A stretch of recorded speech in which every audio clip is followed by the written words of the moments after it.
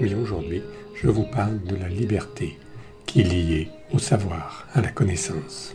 Qu'est-ce que ça veut dire? Cela veut dire que lorsqu'on arrive dans une soirée pour danser et puis qu'on ne sait pas danser, on n'a pas de liberté, on est pris au piège. Lorsque l'on arrive devant un examen et que l'on n'a pas révisé, on est pris au piège.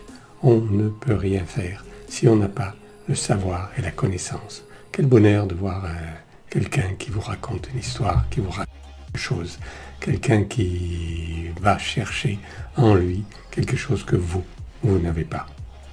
Alors, cette connaissance liée à la liberté, elle est immense. Elle commence dès notre plus jeune âge. Ce sont nos parents qui nous inculquent, qui nous font, qui nous donnent un savoir qui nous permet de vivre. Moi, aujourd'hui, je voudrais vous présenter ce livre. Voilà. Vous voyez, c'est juste un gros bouquin. Vous aurez le temps de revoir si vous voulez la vidéo et puis de noter, je vous le mettrai aussi à la fin peut-être pour pouvoir essayer de vous le procurer. Ce que je voulais vous montrer, c'est ça. Vous voyez, j'ai mis plein de post-it et dans mon petit post, je vous ai marqué qu'un livre devait être pétri. En effet, vous pouvez regarder de la terre glaise sur un tour de potier. Si vous n'y mettez pas les mains, vous n'en ferez rien. Un livre, je pense que c'est pareil. Je ne l'ai jamais fait, mais je vous ai promis que j'allais le faire. Qu'est-ce que ça veut dire? Ça veut dire que pour s'approprier quelque chose, il faut le palper.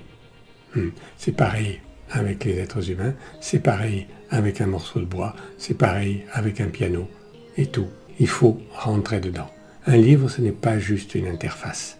Un livre, on doit le pétrir, on doit jouer avec, on doit s'en servir. Et c'est cette connaissance qui est dans le livre qui, par là même, entrera en vous.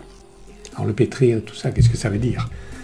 Eh bien, ça veut simplement dire qu'il faut la noter, qu'il faut corner les pages, qu'il faut inscrire, stabiloter, qu'il faut arriver à entourer, à recopier, qu'il faut le faire vôtre.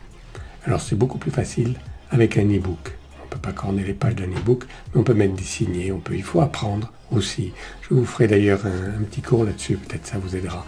Il faut apprendre aussi à se servir des PDF, comment les partager, comment les transformer, comment changer l'ordre des pages, peut-être les mettre à votre façon. Et là, comme ça, vous aurez la connaissance de ce qu'il y a écrit dedans. Voilà, c'est simple, c'est pas compliqué donc. Alors, je vous dis maintenant à la semaine prochaine et je vais essayer de vous montrer mon prochain livre. En une semaine, je vais pouvoir le triturer. Allez, bonne journée, bonne soirée et puis bonne semaine. À très bientôt.